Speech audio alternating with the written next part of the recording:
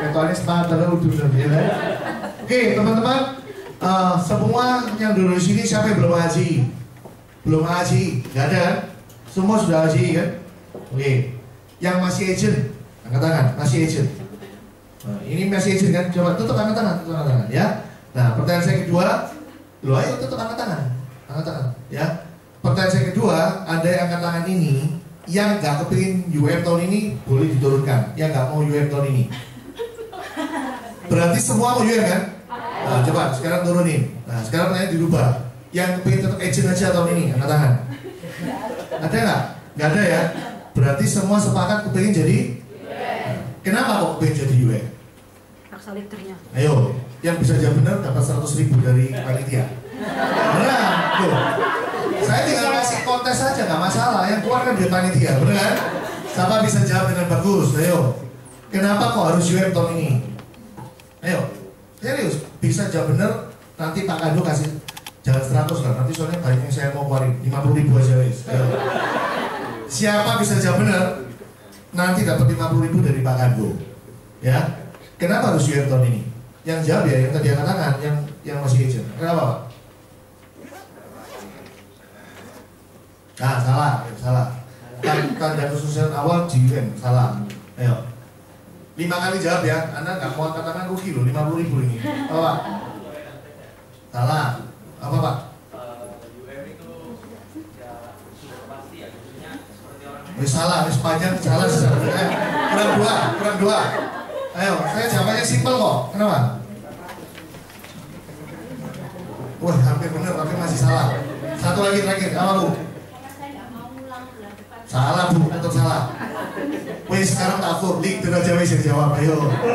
Kalau leader gak ada hadiahnya, ya kan? Nanti bayar sendiri. Ayo, coba. Yang leader, siapa bisa jawab? Ayo, leader aja gak mau dijawab. Teman-teman, kenapa Anda harus jadi UM? Jawabannya ya, diingat-ingat nih. Karena bisnis prudential itu adalah bisnis AM. Paham ya? Adalah bisnis AM. Dan satu-satunya jalan menuju AM cuma harus naik jadi. Nah, itu jawabannya kenapa harus UM. Sudah tahu kan sekarang jawabannya? Coba bilang jawabannya apa? Terus? Nah, ngerepek ini nggak dapat 50.000. Sudah benar, ya? Sekarang sudah benar. Jadi jawabannya kenapa harus UM teman-teman? Karena ini bisnis AM. Kalau Anda nggak bisa jadi AM, Anda mau ngapain di pensiun? Ya, teman-teman. Tapi bukan cuma sekedar AM. Teman-teman, bisnis pro adalah Anda harus jadi AM dan Anda harus cetak orang lain jadi AM. Itu tujuan terakhir bisnis prudential. Ya, karena kalau kita cuma bisnis sekedar pokoknya capai AM, nggak tahu caranya pokoknya capai. Anda bisa bukan AM yang seperti yang saya maksud. Ya, gampang kok kalau mau jadi AM cuman bodoh jualan sendiri sampai 3 miliar kalau memang marketmu ada bisa. Tapi ya nggak akan jadi AM yang seperti saya maksud. Ya, AM yang saya maksud adalah AM yang memang gemuk, ya, lebih gemuk dari siapa di sini paling gemuk? Nah itu sudah senyum sendiri, gitu. Lebih gemuk dari Yenti. Ya, AM-nya lebih gemuk dari Yenti, ya. Jangan sampai sekurus Pak Arlin. Ya, jangan sampai AM-nya sekurus Pak Arlin. Ya itu gak enak, disedot kuahnya cuma air, gak ada darah. Ya kan, dia nyamuk lah pasti juara metro di dia, karena gak ada darahnya. Ya, oke, teman-teman, Anda lihat saripan saya tadi, kasih plus buat Pak Diki. Mana Pak Diki? Mana Pak Diki? Ya. Tapi ada yang aneh di saripan situ. Berakhirnya sampai 2013 seakan-akan saya sudah gak di pro lagi, ya kan? Karena tukang yang backingnya sudah bingung sama bayinya, ya kan? Bayi satu muncul, wah dengar-dengar bayi kedua mau muncul. Jadi akhirnya dikelempar tahun 2013 terakhir, ya. Syukur-syukur masih dibikinin, ya. Syukur-syukur. Jadi ya nggak boleh ngamuk. Dikasih 2013, thank you sama Pak Diki, ya. Kasih plus buat Pak Diki. Karena dibikin lagi juga percuma. Warna foto nih, ya. Saya sudah balas foto-foto. Oke, teman-teman, saya hari ini mau kasih Anda satu materi simple, ya. Kenapa Anda harus bagaimana Anda taklukkan bisnis prudential? Segampang apa, ya? Sebelumnya saya cerita dulu, Anda kan banyak nggak ngerti saya, ya. Nanti khawatirnya Anda sudah menebak-nebak, wah background saya saking bagusnya makanya bisa hari ini seperti ini, ya. Saya akan cerita berusaha seurut mungkin. Teman-teman, saya background dari dari sebelum di Prudential itu dari keluarga nggak punya. Jadi jangan bayangin saya dari keluarga yang kaya sehingga omset gampang, sehingga banyak yang support, bubuk naik jadi enggak. Ya, teman-teman, saya sejak SMA dari anak yang normal, tiba-tiba saya ada satu masalah, saya jadi gagap kalau ketemu orang nggak kenal, atau saya suruh presentasi di depan, atau baca di meja aja saya nggak bisa kalau belajar bahasa Indonesia. Ya, bahkan kalau saya di gereja aja kalau persekutuan doa, waktunya baca Alkitab gitu, giliran saya pasti otomatis dilompati. Kalau nunggu saya bisa nggak makan nanti kasihan, karena nggak bisa ngomong lancar, beneran ini. Ya, bahkan sampai hari ini sebenarnya saya masih ada itu. Terkadang pas nyantol apa gitu bisa kumat teman-teman. Ya, tapi di Prudential pelan-pelan tiap hari cerita Pak Ali sembuhin saya. Ya, luar biasa. Ya, akhirnya sudah hampir kayak orang nggak ada. Ya, apalagi ngomong di depan 40.000 orang kayak gini sudah biasa. Ya kan? Ya, ini 40.000 orang kan ada ini ya. Nah, teman-teman, singkat cerita, saya ngawali usaha bekerja cari duit itu dengan cara jualan handphone bekas. Kemudian geser sampai akhirnya ke kartu perdana nomor cantik. Ya, cukup oke. Tahun 2002, kalau Anda sudah pakai handphone, terutama kartu perdana mentari, Anda pasti kalau nomor cantik ujung-ujungnya mungkin dari saya. Ya, bulan 6 saya putuskan merit. Saya putuskan beli rumah yang ada di foto itu di Lebak Indah Regency Blok C 37. Ya, rumahnya kecil, cuma 7 kali 14, saya beli 200 juta. Itu bulan 6. Saya renovasi sampai bulan 9, akhirnya saya masuk ke situ, ya. Dan yang terjadi pembukaan justru pas saya masuk, pas pembukaan mulai minus. Sampai akhirnya bulan Desember saya close karena udah minus makin gede, ya. Dan beneran keputusan saya bener. Kalau Anda lihat record sampai hari ini, semua penjual kartu nomor cantik sudah pasti sudah nggak ada lah. Ya, nomor cantik gak ada nilainya. Nah, akhirnya sepanjang 2003 saya tidak bekerja teman-teman, karena saya bingung mau bisnis apa. Saya sudah punya tekad dari awal karena saya lihat papa mama nggak kaya, saya hidup susah banget. Saya memutuskan untuk nggak mungkin kerja ikut orang. Ya, pikiran saya pokoknya harus usaha sendiri. Bahkan terjelek, saya sampai punya pikiran mau jualan mie di pinggir jalan teman-teman. Itu pun saya mau lakuin, tapi masalahnya nggak dikasih kesempatan untuk itu. Nah, akhirnya bulan 7 2003 ketika saya lagi nganggur, justru anak saya pertama lahir. Ya, bayangin, papanya nggak kerja, nggak ada duit, malah anaknya yang pertama lahir. Saya masih ingat waktu itu masih ada sisa-sisa duit ya. Saya masih ingat pertama masuk supermarket, gaya cari susu yang paling mahal. Saya masih ingat. Saya beli Enfamil Plus waktu itu. Tambah bulan, mulai cari yang murah sampai ceplok di Nutrilon teman-teman. Saya masih ingat. Ya, saya masih ingat. Waktu itu Nutrilon Plus sekitar 130.000, Nutrilon hampir 50.000. Saya masih ingat. Sampai separah itu, ya. Nah, akhirnya tahun 2004, ya, tepatnya awal April, ya, leader saya si Eddie Tyson baru pulang dari Praha. Anda tahu Indonesia kan pasti startup kan setiap tahun. Nah, dari segerombolan teman hanya Eddie Tyson yang orang Prudential waktu itu, ya. Semua teman-teman sepermainan yang mungkin ngutangin saya, ya, kalau pergi ngeraktirin saya, terus kayak gitu-gitulah. Semua nge-push saya untuk ikut si Eddie Tyson, dan saya nggak mau teman-teman. Eddie Tyson bukan orang pertama yang ngajak saya. Andre Wijaya, Ali Sastro, itu semua orang-orang teman saya sudah ngejai saya mulai dari tahun 2000 sejak saya buka toko. Tapi saya nggak mau. Nah, waktu yang mereka nawarin saya nggak mau karena saya lagi buka toko ya. Tapi ketika 2004 mereka gencar ngajain saya nggak mau teman-teman karena saya tahu diri. Mana mungkin ya, satu dia orang ini gagal, kedua nggak punya market. Kira-kira Anda mau prospek siapa sih? Coba dipikir. Kenapa saya nggak punya market? Nah, saya sekarang cerita background akademik saya. Kira-kira dari background akademik saya, ya apa caranya saya bisa dapat market? Dari TK sampai SMA, saya ini sekolah di Kalijuda. Gak ada maksud jelekin sekolah saya, gak ada maksud. Ngapain sih, itu alma mater saya. Tapi seriously, kalau kita lihat dari sana, hampir semua nggak layak untuk diprospek, apalagi direkrut, beneran. Begitu kasih tahu bisnis 100 juta, wah mereka nganggap saya orang gendeng, gitu ya. Mana ada duit 100 juta? Dia pikir kayak gitu. So, saya nggak mau dianggap orang gila, saya nggak mungkin prospek ataupun rekrut dari situ. Ketika saya kuliah, saya masukin form itu, saya dapat di Ubaya itu dapat 2 form, semua free. Satu form dari prestasi akademik, satu dari form prestasi atlet, saya pemain basket. Ternyata yang tak masukin yang form akademis atlet. Jadi teman saya sekelas hampir semua atlet. Dari sana saya punya satu kelebihan, saya boleh bolos sampai 60%. Ya 60% kali ya. Jadi saya boleh masuk, saya bisa masuk 40% aja. Saya bisa UTS UAS. Jadi saya hampir nggak pernah kuliah. Saya sibuk cari duit kan waktu itu, jualan handphone. Nah, saya nggak punya sosialita gitu. Saya nggak punya teman-teman sosial bertambah. Teman saya ya orang di lapangan basket itu terus gitu. Dan itu nggak bisa di closing kan. Anda kalau lihat SB10 tempat Trusty, sekarang mostly banyak orang basket kan di situ. Itu bikin kejuaraan antar kantor Prudential se-Indonesia pasti juara satu kita, beneran. Hampir semua pemain nasional di situ, beneran. Ya mantan atlet di situ semua. Nah, teman-teman, dua faktor ini bikin saya nggak mau join di Prudential mulanya. Ya, satu gagap, dua nggak punya market. Terus kenapa saya join? Nah, ini karena saya iseng. Ya, sejujurnya ceritanya bukan karena bisnis pro bagus, enggak. Saya nggak pernah tahu bisnis pro. Saya cuma tahu Editation 150 juta waktu itu income-nya. Ya saya tahu, saya dilihatin kok. Tapi saya nggak tertarik. Kenapa? Ya itu tadi, saya punya kelemahan, ya kan? Ada satu kalimatnya orang Celometan, ternyata bikin saya jadi tertarik. Terus Editation ngomong kayak gini waktu itu. Nggak tahu dia ingat nggak ya? Dia ngomong gini. Pakai bahasa Indonesia ya. Dia ngomongnya gini. Lu kira kerjaan ini gampang? Saya ini setiap hari diusiri orang. Itu kalimatnya si Editation. Tapi waktu itu dalam bahasa Prancis loh ya. Ini saya udah terjemahin bahasa Indonesia gitu. Gitu ya. Nah, ternyata kalimat dia diusirin orang itu bikin saya tertarik. Kenapa?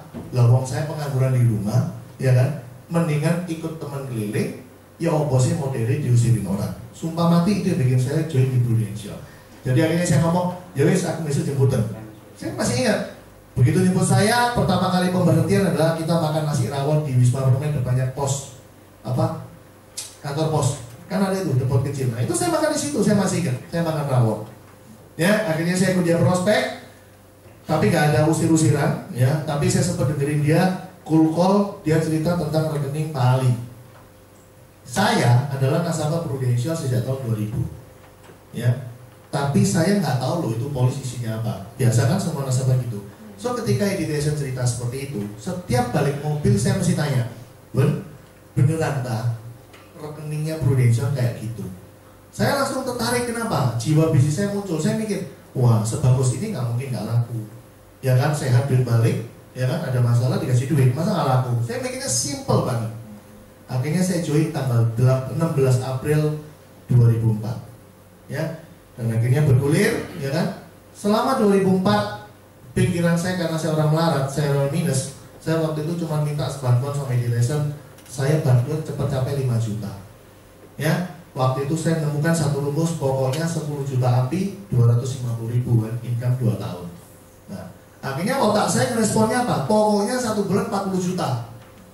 Bisa dari 500-an 8 orang atau 1 juta 4 orang. Waktu itu mikir gitu. Ya, zaman itu teman-teman komposisi masih bisa 10-2, 11-1 bisa. Kenapa? Karena biaya asuransinya murah. Pro payer cuma cover 10 tahun pertama, lebih murah. Ya, parent payer cuma 1, cuma cover 18. Jadi lebih murah semua.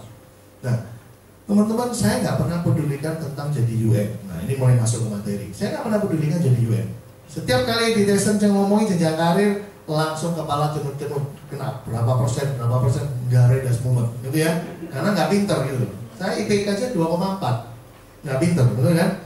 Tapi memang orang hidup kan pilihannya 2. Kalau nggak jadi karyawan, ya jadi bos. Kalau IPK 2,4 zaman saya juga masukin aplikasi ditolak karena minimal 2,75. Betul ya? Berarti sejak hari itu sebenarnya Tuhan sudah takdirkan saya, orang ini harus besok jadi bos. Loh, karena nggak mau jadi karyawan kayak saya. Betul ya? Terus ditolak terus. Ya. Berbahagialah. Beneran. Biasanya orang pinter itu pasti kerja ke orang goblok. Bener nggak? Loh ya kan? Saya nggak pinter laptop gitu. Saya nggak pinter apapun. Tapi saya punya pegawai pinter masalah gitu. Nah, dia orang pinter kan? Diperintah sama orang goblok. Nah, itu mesti kayak gitu itu. Jadi berbagai goblok-goblok. Siapa yang di sini pinter? Wah, mesti bahaya, hati-hati. Ya, makin pinter makin gak enak sebenarnya. Nah, ini joke aja ya. Pak Kado orang pinter loh. Ya. Justru dia pinter makanya milih saya, ya kan? Ya, dia masih di seberang sana Pak Kado.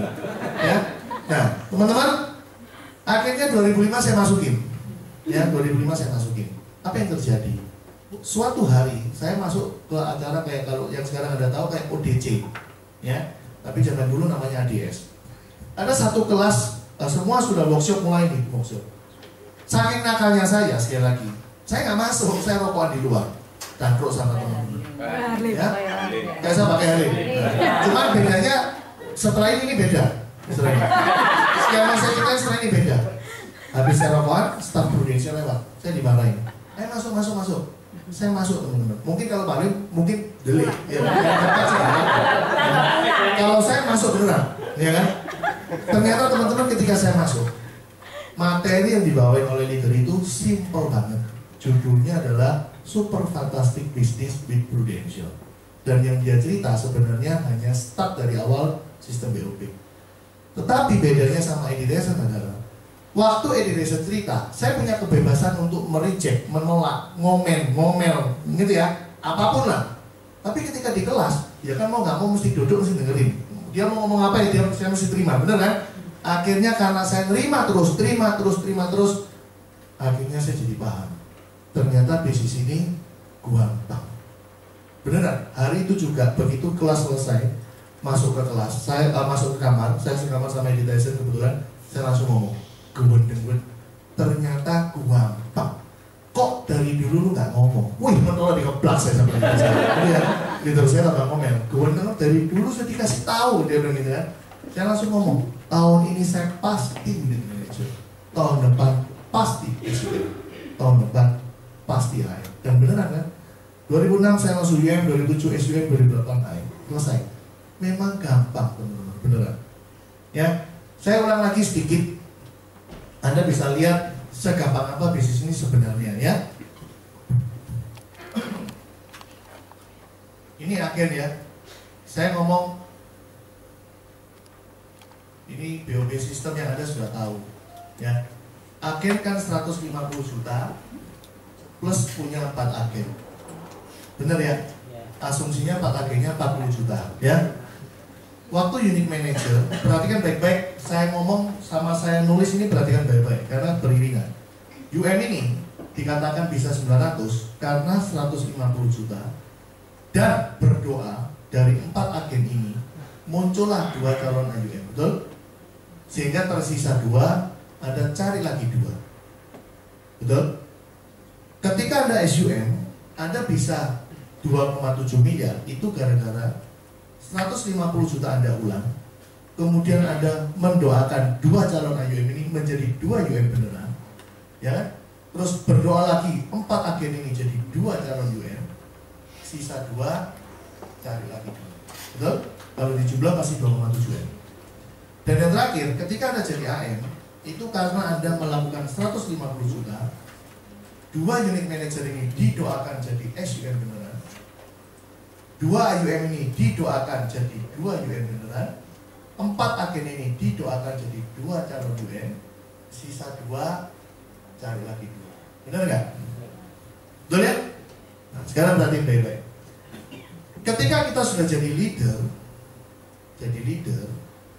sebenarnya untuk selling itu sudah bukan kewajiban lagi. Betul apa enggak? Betul ya? So kalau saya coret kan nggak masalah, betul ya? Paling income turun 10 juta toh, ya kan? 1 tahun 5 juta, repeatnya 5 juta jadi 10, ya kan? Tahun ketiga nggak usah dihitung lah, 5% duit kecil, ya. Nah sekarang teman-teman coba perhatikan yang saya lingkari. Tadi saya bilang 4 agen ini didoakan 2 naik jadi UM, calon UM sorry, ya. Tahun depannya naik jadi UM, tahun depannya naik jadi SUM dan seterusnya. Pertanyaan saya gini, kalau saya punya agent ini jelas-jelas nggak niat, jelas-jelas nggak ada market, jelas-jelas nggak punya keinginan berubah, nggak kepingin kaya. Anda mau doa sampai jengking kepalamu pecah natap lantai, bisa nggak orang ini promosi? Nggak bisa. Teman-teman sekali lagi, promosi itu yang megang keputusan akhirnya bisa naik apa enggak, bukan di leader, betul? Tetapi di orangnya sendiri. Pertanyaannya, kalau saya ngerekrut 4 agen ini dengan kriteria yang bagus, otomatis nggak sih 4 butuh naik 2 itu hal yang wajar banget. Otomatis nggak itu masuk akal? Masuk akal nggak? Betul ya? Berarti kalau usah dipikirkan, ini pasti terjadi selama ini bagus. Betul? Demikian pula tahun depan otomatis pasti terjadi. Ya wis anggap aja lah diri saya. Kalau 4 agen ini salah satunya namanya Wibi, kan benar tahun depannya dia naik, tahun depannya dia naik, tahun depannya dia naik. Betul? Bukan karena ini Tyson, karena saya memang kepingin naik. Betul? Leadermu kepingin kamu naik ya apa caranya? Masuk ayo naik, kan nggak mungkin. Betul ya? Kan Anda yang closing, Anda yang rekrut. Setuju nggak? Demikian pula dengan waktu unit manager. Kalau memang agen yang saya rekrut ini adalah kriterianya bagus, saya nggak usah mikir, tahun depan otomatis ini pasti promosi sendiri. Betul? Demikian pula waktu saya SUM. Kalau saya bisa menemukan agen ini bagus, otomatis saya nggak perlu mikir tahun depan dia naik. So kalau Anda sekarang lihat sistem bisnis prudensial ini, sebenarnya kalau kita mau kasih kesimpulan, bisnis prudensial itu cuma perlu 2 hal yang Anda lakukan. Coba perhatikan yang mana yang susah. Yang pertama, jualan 1 kali di awal. Betul kan? Masa susah? Cuma 1 second kan kebacut. Betul ya? Teman-teman, yang kedua, cuman masalah menemukan calon agen. Ya? Dan di dalam cerita ini asumsinya cuma 4 loh, kena kebacut. Teman-teman, gimana kalau lebih dari 4? Ya, lebih hebat lagi bisnismu. Gimana kalau nggak 150? Ya, lebih dahsyat skillmu dan income-mu. Teman-teman, bisnis segampang ini, Anda nggak cepet tancap gas. Ya, Anda, ya sorry ya, goblok beneran. Anda mau kaya lewat cara apa lagi? Ya, saya nggak menentang Anda sudah leader tetap jualan, nggak apa-apa, nggak ada masalah. Ya, kalau memang Anda diberkati dengan punya market, Anda bagus. Cuman pesan saya, kalau market itu reselling sifatnya, itu good, nggak ada masalah. Karena Anda nggak menambah kuota, karena reselling. Tetapi kalau Anda sudah leader dan tetap selling dengan menambah kuota baru, Anda pasti gagal di tim. Coba Anda kasih saya contoh 1 aja orang prudensial. Ada nggak yang hari ini jualannya ciamik dan dia punya tim juga ciamik? Kasih saya 1 nama aja kalau ada. Nggak akan nemu, serius. Kalau itu leader yang jualannya tetap kenceng, pasti timnya hancur. Kalau dia bergerak di tim yang gede, pasti dia nggak sempet jualan, kecuali reselling. Ngerti ya?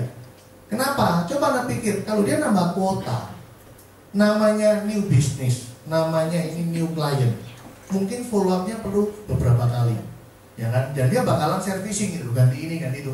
Mana sempat dia mau lakukan BOP, mana sempat dia lakukan konsultasi, mana sempat dia bantu jelasin proposal, mana sempat dia terima nganuin meeting dan lain sebagainya. Nggak sempat teman-teman. So ini balance, gitu ya. Nggak bisa Anda minta semua di atas. Ya saya kepengen jago selling, saya juga mau tim gede. Nggak bisa teman-teman. Karena ketika kita bangun tim, kita perlu coaching, kita perlu heart to heart, kita butuh ketemu, kita butuh kedekatan, butuh relation. Nggak bisa. Pasti takes time cukup lumayan. Ngerti ya? Nah ini saya gambarin dulu Anda yang calon WM. Ya. So kalau Anda sudah tahu kondisi itu bakalan seperti itu, apa sih strategi yang bagus untuk promosi di sisa bulan ini? Teman-teman, nomor 1, ya, memang prudensial mintanya 150, memang. Tapi sangat salah kalau Anda punya bayangan memang cuma 150. Kenapa? Karena 150 itu repeatnya setiap bulan cuma 3,5 juta. Anda mau merubah penampilan pakai modal 3,5 juta, nggak cukup teman-teman. Ngerti ya? Nomor 1 yang orang lihat ketika Anda mau join sama Anda jadi agent, dia pasti lihat perubahanmu dulu. Ngerti ya? Yang sudah ganteng, wah lebih ganteng, gitu kan? Yang sudah keren, lebih keren. Jangan sampai gara-gara masuk prudensial ada omongan gini, dulu keren ya padahal. Wah, tambah enak ya. Kemarin masuk prudensial, kok sano ya? Wah, kan cilaka kalau gitu. Ngerti ya? Teman-teman, orang nggak tahu loh depositomu berapa. Orang nggak tahu kamu punya dana apa di mana. Orang nggak tahu. Tapi orang lihat apa yang kamu pakai. Orang lihat apa yang kamu kenakan. Orang lihat itu dulu gitu. Ngerti ya? Walaupun Anda pakainya dengan nyicil mengguk gak karuan. Ya. Kan orang nggak tahu gitu loh, betul ya?